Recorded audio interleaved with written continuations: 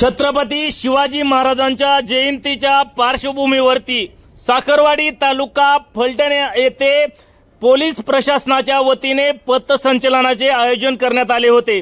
फलटण उपविभागीय पोलीस अधिकारी राहुल दस व फलटण ग्रामीण पोलीस स्टेशनचे प्रभारी पोलीस निरीक्षक सुनील महाडिक यांच्या मार्गदर्शनाखाली साखरवाडी पोलीस मदत केंद्राचे पोलीस उपनिरीक्षक दीपक पवार यांच्या नियंत्रणाखाली फलटण ग्रामीण पोलीस स्टेशनचे पोलीस कर्मचारी, दंगल नियंत्रक पथक व होमगार्ड यांनी साखरवाडी येथे संचलन केले।